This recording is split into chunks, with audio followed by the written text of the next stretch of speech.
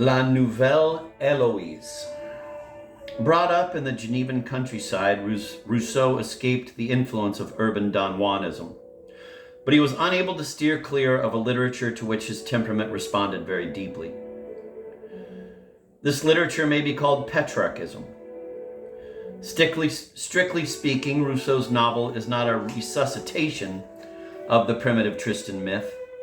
It lacks the savage violence of the legend, and still more markedly, the esoteric background.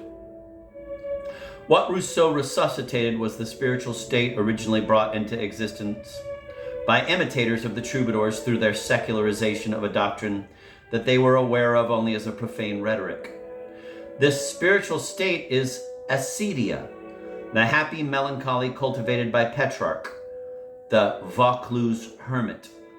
The analytic summaries added by a zealous editor to the third edition of the novel contain situations such as the Lays de Cortesia allowed for.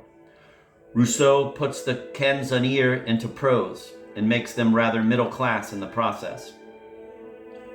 A quotation here, an allusion there, show that Rousseau was well acquainted with Petrarch, the real inventor of a feeling for nature and of the poetry of solitude.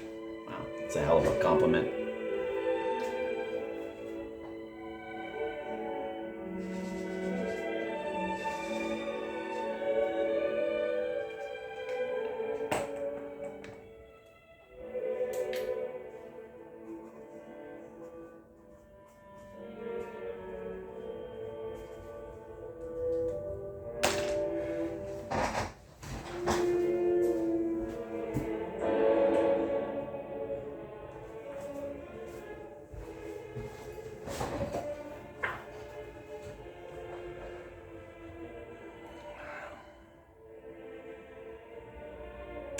Honor d'oeuvre had turned courtesy into a profane casuistry.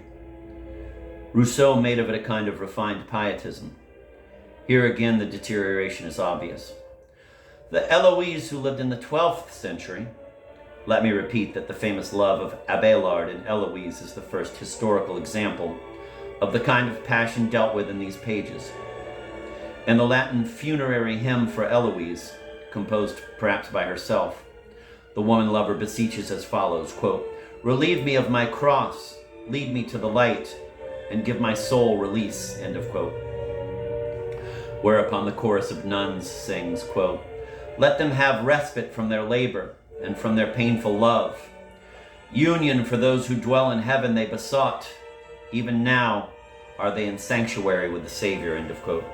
Abélard returned this passion rather poorly, but his extremely heretical theology is akin on essential matters to the spiritual doctrine of the Cathars, and in his Lamentations, he gives voice to the same loud cry as Romanticism and Tristan. Amoris impulsio, culpae justificatio.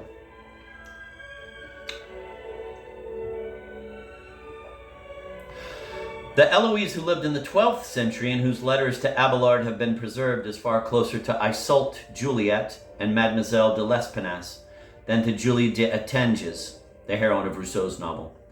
And in spite of his magnificent name, there is nothing either mystical or chivalrous about Saint Preux, the hero. Moreover, although the novel ends with death, it is only after passion has been renounced, and the death of Julie is Christian, as far as Rousseau is able to make it so.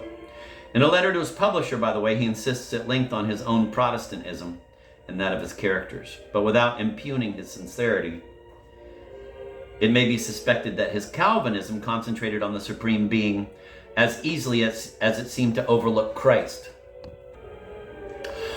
All this does not prevent me from confessing a very lively liking for the style of the novel. In this respect, indeed, La Nouvelle Héloïse is the only novel comparable to L'Astre. Its clear-sighted psychology, too. There are serious grounds for admiring. Moral Rousseauism is being hastily judged when we attribute to the author the beliefs of his characters. If Rousseau was the first to describe such errors, it was because he had suffered from them more than most people and was the more strongly resolved to get away from them. But the moral of the story is commonly overlooked in the tone, the emotional content, and a certain complacence such as the Romantic style fosters, are all that we notice. Evidently, Rousseau was no more taken in by the religion of love than Petrarch had been at the end of his life. Once Julie is married and she analyzes the past common to her lover and herself,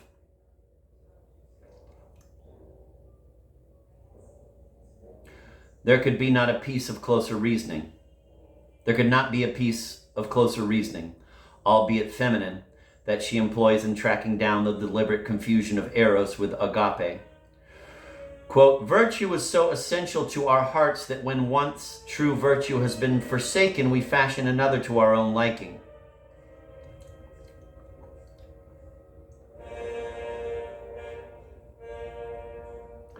And hold to it perhaps the more strongly for having chosen it ourselves, end of quote. Yet there is good reason for believing that the atmosphere of La Nouvelle Eloise, so fresh to the 18th century, had a power of contagion which the moral of the story was quite unable to weaken.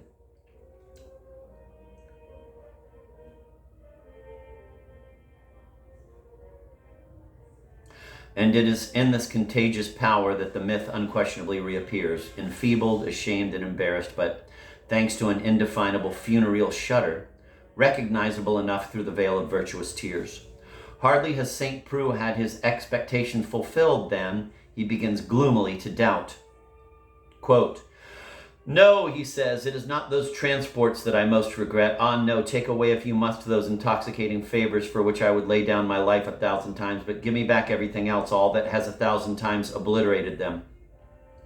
Give me back that close union of soul. Julie, please tell me, can it be that previously I did not love you? Or is it that I now love you no longer? What a doubt. End of quote. The ambiguity of his sigh frightens him. And yet he goes on to admit with a kind of vexation which he barely conceals, quote, my feelings for you have become more calm, it is true, but also more affectionate and moreover of a different kind. The sweetness of friendship moderates the frenzy of love. The Tristan part, end of quote. The Tristan part of him comes to life once he has been guilty of the fault of possessing the beloved, and it would readily forego the calm sweetness he speaks of. He too has wanted to burn and to keep his desire unsatisfied. He too is going to invent fresh and altogether gratuitous obstructions, excuses for parting in situations voluptuously hopeless. That is why there is the insistence, painful and coming at this moment, somewhat overdone, I feel, on the plebeian origins of St. Preux, which are held to exclude all possibility of a legal union. That is why, too, social prejudice is assimilated to the exigencies of a virtue declared to be religious ad hoc. But the unavowable motives of the confusion are readily discernible. In the 12th century, chastity was ordained by courtly love. Now chastity has become a middle-class custom, but whether one or the other is being deferred to, what is really at work is the myth. In the letter already quoted, where Julie recalls the trials they have had together, she also describes as a holy ardor the chaste love that ravished them. Notwithstanding that as such it was already open to being condemned, but a crime, horrors, corruption, are the names she gives to this same love when she considers that stage of it which began with the gift of her physical self. Clearly, the fault they care about is the infringement of courtesia, not the infringement of the middle-class virtue which they all too often invoke. I might go on. The exegesis of Tristan could easily be repeated for La Nouvelle Eloise. In both, obstruction produces the same interaction. There is, however, this decisive difference. Rousseau ends with marriage, that is to say, with the triumph of the world as sanctified by Christianity, whereas the legend glorified in death the complete dissolution of terrestrial ties.